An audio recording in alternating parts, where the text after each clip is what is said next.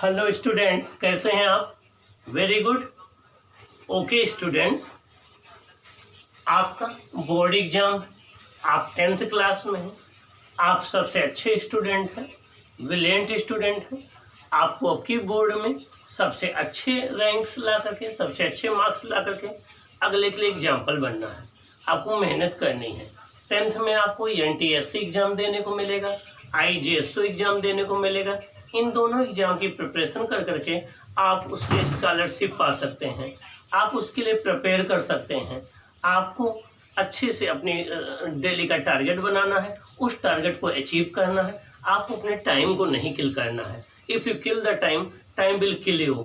समय की कीमत को समझना है, आपको आगे बढ़ना है, आपको आगे बढ़ना है, आपको अपने लक्ष्य को, अपने गोल को अचीव करना है। ओके स्टूडेंट्स, अभी तक हम लोग इलेक्ट्रिसिटी का डिस्कशन कर रहे थे। उसके न्यूमेरिकल्स हम लोगों ने सॉल्व किए। उसमें हमने रेजिस्टेंस देखा, रजिस्टिविटी देखा, ओम्स लॉ देखा, करंट देखा, इलेक्ट्रिकल रेजिस्टेंस देखा, heating effect of electric current देखा। ये कई चीज़ें हम लोगों ने डिस्कस किया। रेटिंग पावर देखा, रेटिंग वोल्टेज देखा, ये सारी चीज़ें हम लोगों ने डिस्कस किया। अब हम चैप्टर 4 का डिस्कशन करेंगे। चैप्टर 4 है हमारा magnetic effect of electric current.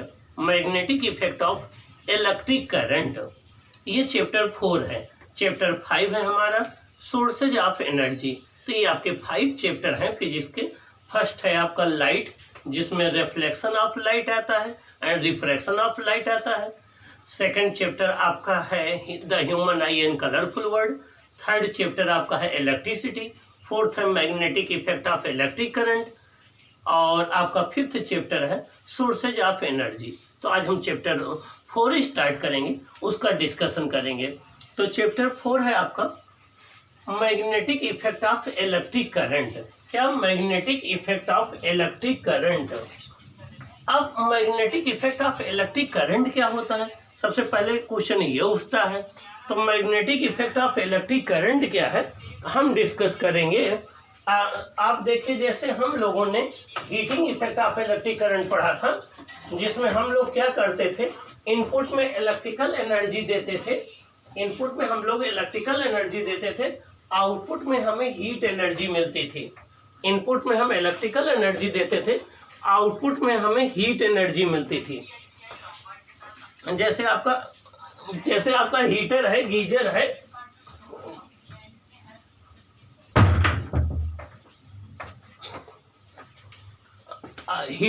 Geyser है, टोस्टर है। इन सब में आप जो है कौन सी एनर्जी देते हैं? इनपुट में इलेक्ट्रिकल एनर्जी देते हैं। आपको आउटपुट में कौन सी एनर्जी मिलती है? आपको हीट एनर्जी मिलती है। तो उसे आप क्या बोलते हैं? Heating effect of electric current. क्या बोलते हैं? Heating effect of electric current. Means input में आपने इलेक्ट्रिकल एनर्जी दिया, आउटपुट में आपको हीट एनर्जी मिले, तो हम बोलते हैं heating effect of electric current. अब इसी तरीके से जब आप डोरबेल बजाते हैं तो आप इनपुट में कौन सी एनर्जी देते हैं? Electrical energy. आउटपुट में वो पहले मैग्नेटिक फील्ड प्रोड्यूस करती है, मैग्नेटिक एनर्जी में कन्वर्ट होती है, फिर वहाँ से साउंड प्रोड्यूस होती है। इसी तरीके से अब जब किसी वायर में हम करंट फ्लो कर दें तो वायर के चारों ओर मैग्नेटिक फील्ड प्रोड्यूस हो जाता है। तो आपने इनपुट में इलेक्ट्रिकल एनर्जी दिया, आउटपुट में कौन सी एनर्जी मिली? मैग्नेटिक एनर्जी मिली। तो जहाँ कहीं भी हम इनपुट में इलेक्ट्रिकल एनर्जी दे रहे हो, आउटपुट में हमें मैग्नेटिक एनर्जी या मैग्नेटिक फील्ड मिल रही हो, तो उसे बोलते हैं magnetic effect of electric current. क्या बोलते हैं? Magnetic effect of electric current.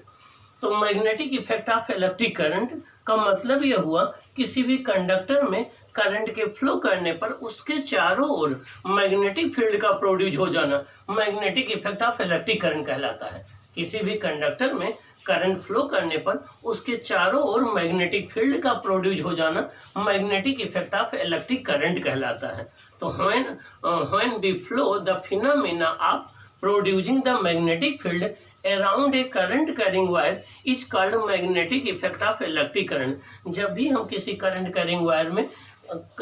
किसी वायर में करंट फ्लो कराएं तो उसके चारों ओर मैग्नेटिक फील्ड का प्रोड्यूस हो जाना magnetic effect of electric current कहलाता है। ओके, पहले ये हम लोग कंसीडर करते थे कि मैग्नेटिज्म अलग है, इलेक्ट्रिसिटी अलग है। इलेक्ट्रिसिटी और मैग्नेटिज्म में आपस में कोई रिलेशन नहीं है। और इलेक्ट्रिसिटी में हम करंट पढ़ते थे, पोटेंशियल पढ़ते थे, रेजिस्टेंस पढ़ते थे। मैग्नेटिज्म में हम लोग मैग्नेट पढ़ते थे, मैग्नेटिक इफेक्ट पढ़ते थे, सब अलग पढ़ते थे। और लेकिन 1820 में हैंस क्रिश्चियन ओस्टेड ने, कई साइंटिस्ट ये वर्क करते रहे कि क्या इलेक्ट्रिसिटी मैग्नेटिज्म आपस में रिलेटेड है या दोनों एक दूसरे से इंडिपेंडेंट है या इनमें आपस में कुछ रिलेशन है। इस बात को पता करने के लिए 1820 में हैंस क्रिश्चियन ओस्टेड ने एक्सपेरिमेंट किया और उन्होंने ये देखा कि जब भी किसी जब भी किसी वायर में करंट फ्लो करा जाए, उसके पास मैग्नेटिक नीडल रखा जाए तो उसमें डिफ्लेक्शन हो जाता है। मैग्नेटिक नीडल एक मैग्नेट है, उसमें डिफ्लेक्शन तभी होगा जब उस पर मैग्नेटिक टार्क लगेगा, उस पर एक टार्क लगेगा। टार्क तभी लगेगा जब मैग्नेटिक फील्ड होगा। इसका मतलब ये हो गया कि करंट कैरिंग वायर के चारों ओर एक मैग्नेटिक फील्ड प्रोड्यूस हो जाता है। करंट कैरिंग वायर के चारों ओर एक मैग्नेटिक फील्ड प्रोड्यूस हो जाता है। इसी को हम बोलते हैं magnetic effect of electric current. तो किसी भी वायर में करंट के फ्लो करने पर उसके चारों ओर मैग्नेटिक फील्ड का प्रोड्यूस हो जाना magnetic effect of electric current कहलाता है। इस तरीके से इलेक्ट्रिसिटी और मैग्नेटिज्म में रिलेशन डिस्कवर हुआ। किसके द्वारा? हैंस क्रिश्चियन ओस्टेड के द्वारा। आइए देखिए हम इनका एक्सपेरिमेंट डिस्कस करते हैं। Chapter 4 magnetic effect of electric current. Electric current का मैग्नेटिक इफेक्ट। देखिए magnetic effect of electric current को हम डिफाइन कैसे करेंगे? The phenomena of producing the magnetic field. Magnetic field का प्रोड्यूस होना, मैग्नेटिक फील्ड का प्रोड्यूस होना around a current carrying wire. किसी करंट कैरिंग वायर के चारों ओर मैग्नेटिक फील्ड का प्रोड्यूस होना is called magnetic effect of electric current. उसे हम क्या कहते हैं? Magnetic effect of electric current कहते हैं। क्या कहते हैं? Magnetic effect of electric current कहते हैं। The phenomena of producing the magnetic field around a current carrying wire is called magnetic effect of electric current. किसी करंट कैरिंग वायर के चारों ओर मैग्नेटिक फील्ड का प्रोड्यूस हो जाना magnetic effect of electric current कहलाता है। किसी करंट कैरिंग वायर के चारों ओर मैग्नेटिक फील्ड का प्रोड्यूस होना magnetic effect of electric current कहलाता है। किसने ऑब्जर्व किया? सबसे पहले हैंस क्रिश्चियन ओस्टेड ने ऑब्जर्व किया। आइए देखें relation between electricity and magnetism. Relation between electricity and magnetism. कौन सा एक्सपेरिमेंट? Ousted experiment. इसको हम हैंस क्रिश्चियन ओस्टेड ने परफॉर्म किया था, इसलिए उनके नाम पर इसको ओस्टेड एक्सपेरिमेंट कहते हैं। इन्होंने क्या किया? इन 1820 Hans Christian ousted discovered the relationship between electricity and magnetism. 1820 में हैंस क्रिश्चियन ओस्टेड ने इलेक्ट्रिसिटी और मैग्नेटिज्म के बीच में रिलेशन डिस्कवर किया। 1820 में हैंस क्रिश्चियन ओस्टेड ने इलेक्ट्रिसिटी और मैग्नेटिज्म के बीच में रिलेशन डिस्कवर किया कि दोनों इंडिपेंडेंट नहीं है, दोनों आपस में रिलेटेड हैं, दोनों आपस में क्लोजली रिलेटेड हैं, उनमें एक इंटीमेट रिलेशन है। और इस रिलेशन को उन्होंने अपने एक्सपेरिमेंट के थ्रू शो किया, जो हैंस क्रिश्चियन ओस्टेड एक्सपेरिमेंट कहलाता है। आइए देखें, ousted showed that the electric current through conducting wire deflects the magnetic needle held below the wire। इन्होंने ये शो किया कि अगर हम किसी करंट कैरिंग वायर के नीचे कोई मैग्नेटिक नीडल रख दें तो उसमें डिफ्लेक्शन हो जाता है। इन्होंने ये शो किया कि किसी करंट कैरिंग वायर के नीचे अगर हम मैग्नेटिक नीडल रख दें तो उसमें डिफ्लेक्शन हो जाता है। और डिफ्लेक्शन होने का मतलब ये हो गया कि उस वायर के चारों ओर एक मैग्नेटिक फील्ड प्रोड्यूस होती है। आइए देखिए इन्होंने कैसे किया एक्सपेरिमेंट। ये इन्होंने कंपास नीडल रख लिया। जब किसी कंपास नीडल को फ्रीली सस्पेंड कर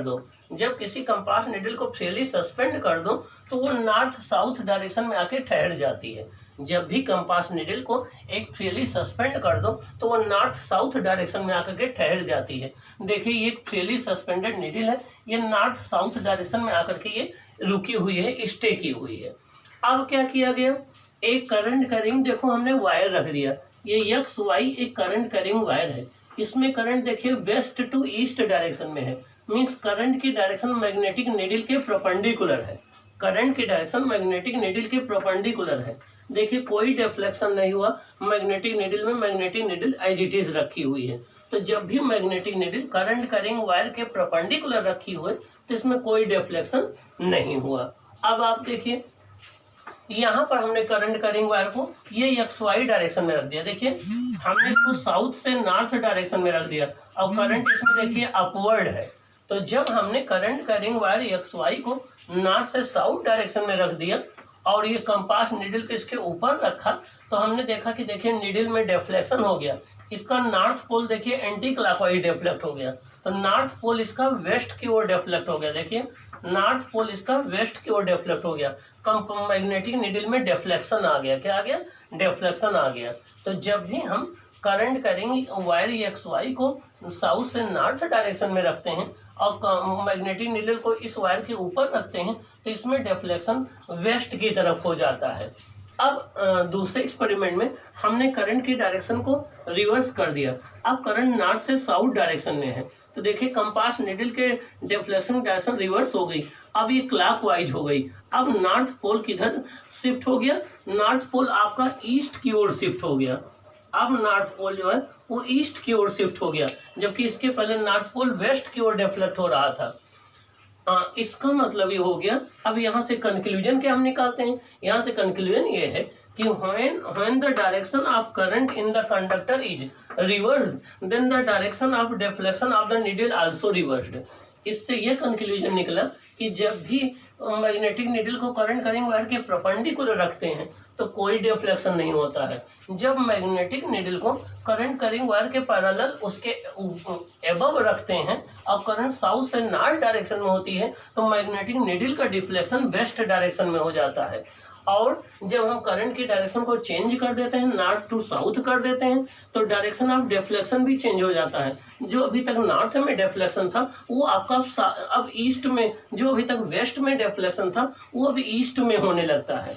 अगर हम इस कंपास नीडल को वायर से दूर ले जाएं तो इसमें डिफ्लेक्शन डिक्रीज हो जाएगा। अगर कंपास नीडल को वायर के पास ले आए तो डिफ्लेक्शन इंक्रीज हो जाएगा। अगर वायर में हम करंट के मैग्नीट्यूड को इंक्रीज कर देंगे तो डिफ्लेक्शन इंक्रीज हो जाता है। अगर वायर में हम करंट डिक्रीज कर दें तो डिफ्लेक्शन डिक्रीज हो जाता है। तो क्या कंक्लूजन इससे निकला? पहला कंक्लूजन ये निकला कि when a compass needle is placed perpendicular to the current carrying wire there is no deflection in the compass needle।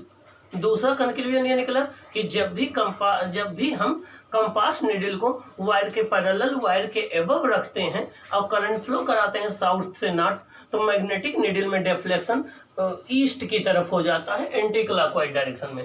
अगला, जब करंट की डायरेक्शन हम वायर्स में चेंज कर देते हैं, करंट आपकी नॉर्थ से साउथ हो जाती है तो deflection of the compass needle change हो जाता है, वो अब ईस्ट डायरेक्शन में हो जाता है। नेक्स्ट कंक्लूजन, जब हम कंपास नीडल या मैग्नेटिक नीडल को दूर ले जाते हैं वायर से तो डिफ्लेक्शन डिक्रीज हो जाता है। जब हम मैग्नेटिक नीडल को पास लाते हैं वायर के तो डिफ्लेक्शन इंक्रीज हो जाता है। अगला, जब हम वायर में करंट का मैग्नीट्यूड इंक्रीज करते हैं, करंट की स्ट्रेंथ को इंक्रीज कर देते हैं तो डिफ्लेक्शन इंक्रीज हो जाता है। और जब हम करंट की मैग्नीट्यूड को डिक्रीज कर देते हैं तो डिफ्लेक्शन डिक्रीज हो जाता है। ये कंक्लूजन रहे जो कि आपके ओस्टेड एक्सपेरिमेंट पर किए गए। ये आपके कंक्लूजन रहे जो ओस्टेड एक्सपेरिमेंट के थ्रू हमें ऑब्टेन्ड हुए। तो इनके कंक्लूजन में क्या है? When the direction of current in the conductor is reversed, then the direction of the deflection of needle also reversed। जब वायर में करंट की डायरेक्शन को रिवर्स कर देते हैं तो मैग्नेटिक निडल के डिफ्लेक्शन की डायरेक्शन भी रिवर्स हो जाती है। On increasing the current in the conductor are bringing the needle closer to the conductor, deflection also increases। जब हम निडल को वायर के पास ले आते हैं तब भी डिफ्लेक्शन इंक्रीज हो जाता है, या हम वायर में करंट इंक्रीज कर देते हैं तब भी डिफ्लेक्शन इंक्रीज हो जाता है। इससे ये कंक्लूजन निकला कि इस वायर के चारों ओर एक मैग्नेटिक फील्ड प्रोड्यूस हो गया। उस मैग्नेटिक फील्ड की वजह से मैग्नेटिक निडल पर एक टार्क लगने लगा। उस टार्क की वजह से निडल डिफ्लेक्ट करने लगी। तो इस एक्सपेरिमेंट के बेसिस पर ये कंक्लूजन निकला कि इलेक्ट्रिसिटी और मैग्नेटिज्म इंडिपेंडेंट नहीं है, वो आपस में रिलेटेड है। रियल में इलेक्ट्रिसिटी से ही मैग्नेटिज्म प्रोड्यूस होता है। जब चार्ज रेस्ट में होता है तो वो इलेक्ट्रिसिटी प्रोड्यूस करता है, जब चार्ज रेस्ट में होता है तो अपने चारों ओर इलेक्ट्रिक फील्ड प्रोड्यूस करता है। वही चार्ज जब मोशन में हो जाता है तो मैग्नेटिज्म प्रोड्यूस हो जाता है। तो मैग्नेटिज्म का कारण जो है चार्ज इन मोशन है, और चार्ज इन मोशन को हम करंट कहते हैं। तो हम कह सकते हैं कि करंट की वजह से मैग्नेटिज्म प्रोड्यूस होता है। तो इलेक्ट्रिसिटी मैग्नेटिज्म आपस में रिलेटेड हो गए, और अब ये दोनों इंडिपेंडेंट नहीं रहे। इन दोनों को कंबाइंड रूप से हम लोग इलेक्ट्रोमैग्नेटिज्म कहते हैं। क्या कहते हैं? इलेक्ट्रोमैग्नेटिज्म। तो मीन्स फिजिक्स की वो ब्रांच जिसमें हम किसी मूविंग चार्ज के द्वारा या किसी करंट कैरिंग वायर के द्वारा प्रोड्यूस किए गए मैग्नेटिक फील्ड की स्टडी करते हैं, उसे हम बोलते हैं इलेक्ट्रोमैग्नेटिज्म। क्या बोलते हैं? इलेक्ट्रोमैग्नेटिज्म। तो ये रहा आपका ओस्टेड एक्सपेरिमेंट। तो अगर आपके एग्जाम में आएगा तो क्या लिखेंगे कि 1820 में हैंस क्रिश्चियन ओस्टेड ने इलेक्ट्रिसिटी और मैग्नेटिज्म में रिलेशन फाइंड आउट करने के लिए एक एक्सपेरिमेंट किया। उस एक्सपेरिमेंट में उन्होंने करंट कैरिंग वायर के पास एक मैग्नेटिक निडल रख दी। तो उन्होंने ये देखा कि जब मैग्नेटिक निडल को करंट कैरिंग वायर के पैरेलल रख देते हैं तो उस निडल में डिफ्लेक्शन हो जाता है। डिफ्लेक्शन की डायरेक्शन करंट की डायरेक्शन रिवर्स करने पर चेंज हो जाती है। जब वायर में करंट इंक्रीज कर दिया जाए तो डिफ्लेक्शन इंक्रीज हो जाता है। जब करंट की स्ट्रेंथ डिक्रीज कर दी जाए तो डिफ्लेक्शन डिक्रीज हो जाता है।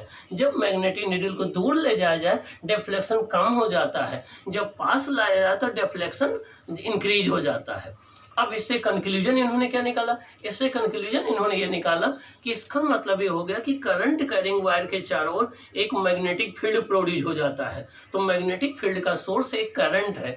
करंट से मैग्नेटिक फील्ड प्रोड्यूस किया जा सकता है। यहाँ से इलेक्ट्रिसिटी और मैग्नेटिज्म आपस में रिलेट हो गए। ओके, अब क्वेश्चन ये उठता है कि मैग्नेटिज्म क्या है, मैग्नेट कहाँ से आया, मैग्नेटिक फील्ड कहाँ से आया, ये वर्ड कहाँ से आया। तो देखिए मैग्नेटिज्म की कहानी बहुत पुरानी है। साइंस जब से शुरू हुआ तब से मैग्नेटिज्म है। मीन्स आज से लगभग 600 BC पहले जो है टर्की कंट्री में एशिया एक माइनर था। एक मैग्नीशिया जो है वो हिल थी। वहाँ पर एशिया माइनर के किनारे एक मैग्नीशिया हिल थी। वहाँ पर जो है जब शेफर्ड लोग, चरवाहे लोग अपने जो है जानवरों को चराने ले जाते थे तो उनकी जो स्टिक होती थी वो जब ज़मीन में रखते थे तो हैवी हो जाती थी, उनके सूज हैवी हो जाते थे। तो वो डर गए कि यहाँ कोई चीज़ सुपर नेचुरल पावर है। उन्होंने आके बताया। जब वहाँ लोग गए उन्होंने ऑब्जर्व किया तो देखा कि वहाँ ब्लैक ब्लैक छोटे छोटे स्टोन पड़े हैं। उन स्टोन में जो है वो आयरन की चीज़ों को अपनी ओर अट्रैक्ट करने की प्रॉपर्टी है। बाद में उन पीसेस को देखा गया तो वो आयरन के ओर थे जिनको मैग्नेटाइट कहा गया। मैग्नेटाइट होता है या फिर 3O4। और इस मैग्नेटाइट में आयरन के पीसेस को अपनी ओर अट्रैक्ट करने की प्रॉपर्टी थी। ये मैग्नीशिया हिल पर पाया गया और ये मैग्नेटाइट था। वहीं से मैग्नेट वर्ड आया, वहीं से मैग्नेटिक फील्ड आया, वहीं से मैग्नेटिज्म आया। ये वर्ड वहीं से डराइव हुआ। बाद में देखा गया कि ये आयरन है, कोबाल्ट है, निकिल है, इन चीज़ों को अपनी ओर अट्रैक्ट करता है। और लेकिन इनका जो शेप था वो इरेगुलर था, इनका कोई प्रैक्टिकल यूज नहीं किया जा सकता था। तो ये नेचुरल मैग्नेट कहलाए। और पहले जो बड़े बड़े नेविगेटर्स होते थे, जो बड़ी बड़ी समुद्री यात्राएं करते थे, सी जर्नी करते थे, वो इन स्टोन्स को अपने उस पर शिप पर ऐसे लटका देते थे तो ये नॉर्थ साउथ डायरेक्शन में ठहर जाते थे। इससे उनको डायरेक्शन का पता लगता था, इसीलिए इनको लोड स्टोन कहा गया या लीडिंग स्टोन कहा गया। तो लोड स्टोन भी कहा जाता है मैग्नेटाइट को। मैग्नेटाइट आयरन का एक ओर है जिसके अंदर मैग्नेटिज्म पाया जाता है। इसका फॉर्मूला Fe3O4 होता है। और एक तो इस नेचुरल मैग्नेट में आयरन पीस को अपनी ओर अट्रैक्ट करने की प्रॉपर्टी थी जिसको हम अट्रैक्शन प्रॉपर्टी बोलते हैं। एक अगर इसको फ्रीली सस्पेंड कर दो तो ये नॉर्थ साउथ डायरेक्शन में ठहरता था जिसको हम डायरेक्शनल प्रॉपर्टी कहते हैं। बाद में फिर कई आर्टिफिशियल मैग्नेट बनाए गए। हम लोगों ने लेबोरेटरी के अंदर मैग्नेट बनाया जो अपने अकॉर्डिंग बनाया, अपने शेप और साइज का बनाया, जिसमें बार मैग्नेट है, हार्स शू मैग्नेट है, रिंग मैग्नेट है, मैग्नेटिक नीडल है, कंपास नीडल है आपका। ये आपके सब मैन मेड होते हैं। इन्हें आर्टिफिशियल मैग्नेट या मैन मेड मैग्नेट कहते हैं। इनकी शेप को हमने अपने रिक्वायरमेंट के अकॉर्डिंग डिजाइन किया।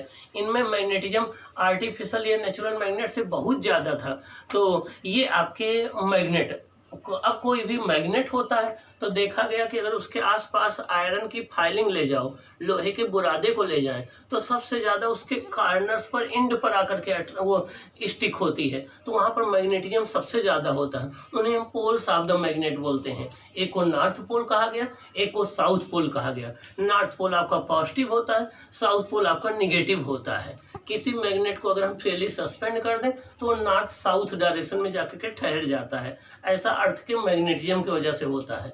और जब हम किसी एक मैग्नेट के लाइक पोल को दूसरे मैग्नेट के लाइक पोल के पास ले जाए तो वो रिपल करता है, अनलाइक पोल के पास ले जाए तो अट्रैक्ट करता है। ये attraction property of the magnet कहलाती है। तो मैग्नेट के चारों ओर एक ऐसा एरिया होता है जिसमें कोई दूसरा मैग्नेट हम लाएं तो वो अट्रैक्शन या रिपल्सन फील करता है, जिसको हम मैग्नेटिक फील्ड कहते हैं। क्या कहते हैं? मैग्नेटिक फील्ड कहते हैं। मैग्नेटिक फील्ड एक वेक्टर क्वांटिटी होती है। मैग्नेटिक फील्ड एक वेक्टर क्वांटिटी होती है। मैग्नेटिक फील्ड को हम लोग कैपिटल बी से डिनोट करते हैं। तो किसी भी मैग्नेट या करंट कैरिंग वायर के चारों ओर वो स्पेस जिसमें कोई दूसरा मैग्नेट लाए जाने पर वो अट्रैक्शन या रिपल्सन फील करता है, तो उसे हम जो है मैग्नेटिक फील्ड कहते हैं। मैग्नेटिक फील्ड को बी से डिनोट करते हैं। मैग्नेटिक फील्ड एक वेक्टर क्वांटिटी है। ओके, मैग्नेटिक फील्ड की एसआई यूनिट न्यूटन पर एम्पियर मीटर या टेस्ला होती है और सीजीएस यूनिट गास होती है। 1 टेस्ला इक्वल टू 10⁵ गास होता है। अर्थ का मैग्नेटिक फील्ड वेरी स्मॉल होता है, 3.5 इंटू 10⁻⁻6 टेस्ला होता है।